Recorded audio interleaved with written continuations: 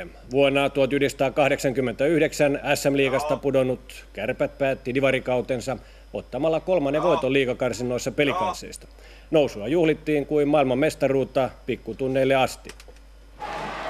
Oulun Kärppi-unelma liigapaikasta toteutui eilen, kun Lahden Pelikans kaatui ratkaisuottelussa maaliin 4-1. Täyteen ahdettu Raksilan jäähalli juhli täydellä sydämellä, kun paha palasi korkeammalle sarjatasolle 10 vuoden tauon jälkeen. Minkälaisella budjetilla Kärpät lähtee ensi vuonna liigaan?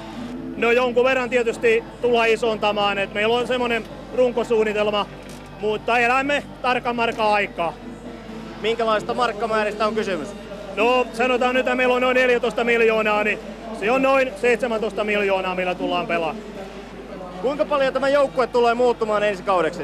Ei paljon. Me halutaan tälle joukkueelle antaa se mahdollisuus, että ihan muutama vahvistus.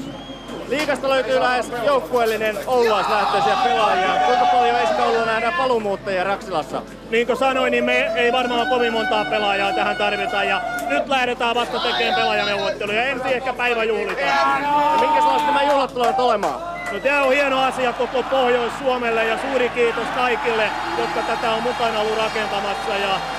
Ja nämä on huikeet ja oli ihanaa päättää se täällä Raksilassa oman pohjois-suomalaisen oululaisen yleisön edessä. Mahtava joukkue, mahtava yleisö, on ollut todella loistava olla niin kuin yhtenä pienenä palana mukana tässä.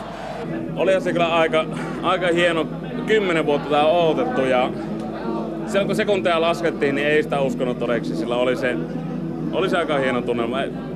Vieläkin on vähän sekava olo, mutta totta se on.